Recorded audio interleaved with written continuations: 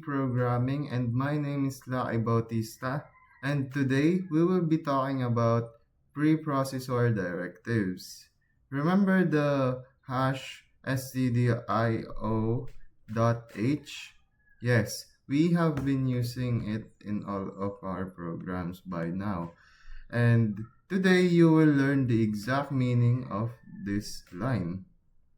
However, before we proceed, let's go over through some objectives.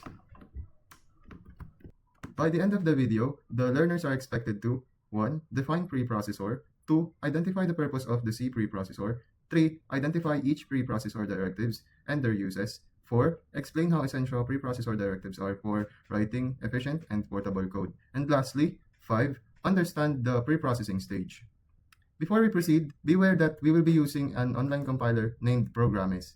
This is so that the learners will be able to keep up and access the compiler easily by browsing it on their web or on their browser. Now, with that out of the way, let's proceed to the topic. Before a C program is compiled, it goes through a stage called preprocessing. During this stage, the compiler looks for the lines that starts with a hash symbol. These lines are called preprocessing directives. They are not C statements, meaning they don't contain semicolons. Instead, they tell the compiler to 1. Include files, 2. Define constants, and 3. Conditionally compile parts of your code. Allow me to introduce to you each of the directives to give you an idea of what we will be discussing on. So to begin with, let's start with the most commonly used preprocessor directive, meet hash include. In C programming, the hash include directive is very important to integrate any external files into a program, as the hash include is used for file inclusion, which is a process of importing system-defined or user-defined files into a program. Hash include is also a way of including a standard or user-defined file in the program and is mostly written at the beginning of any program. Allow me to show you where it goes. So this is hashtag include. I will be showing you two commonly used examples where hash include is used in specific C programs. But first, let's go over the program that I will be writing on, which will be showing the import of a system IO header or standard file. So let's use stdio.h. Let's declare, well, not declare, but use int main, printf hello world, then a semicolon, return 0. Now if I run this code, you will see that it will print hello world, just like that. Then another example is with the math.h. So to simplify, the hash include math.h directive allows us to use mathematical functions like sqrt for calculating the square root. Allow me to demonstrate it yet again. Hashtag include math.h. Int name double. We will be using this a lot in some common C programs. Double res sqrt, which stands for square root, by the way, and then another semicolon here. Printf square root of percent dot 2, because it is the proper declaration of these double variables. Then another percent dot 2f, then an escape sequence, then comma num comma res, then return 0. Now if I run this, it will print the square root of the 14.0, which is 3.74. In C programming, hash define is a processor directive that is used to define macros. The macros are the identifiers defined by hash defined or hash define, which are replaced by their values before compilation. We can define constants and functions like macros using hash define. The generics in C are also implemented using hash define preprocessor directive along with generic. Now, allow me to give you another example in which we use the hash define preprocessor directive. So let's go over to my compiler, which is programs stdio.h, and then hashtag define. For this example, we'll use the macro of pi, then indicate the value of 3.14, 15, 9, 26, 5, 3, 5, 9. And then int main,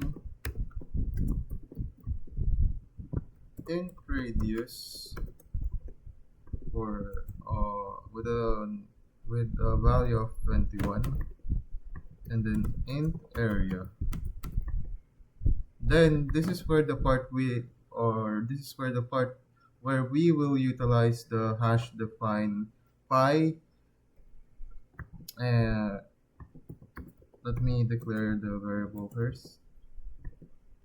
Area is equals to pi times radius.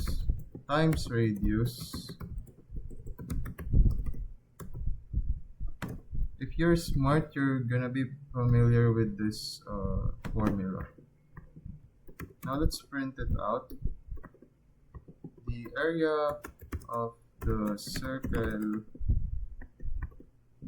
of radius %d, and then another %d here, comma radius, then comma area, then semicolon, return 0. So what this will do is that it will calculate the radius of a circle given that we have the radius of 21. Now let's run the program. As you can see, the area of the circle of radius 21 is 1385.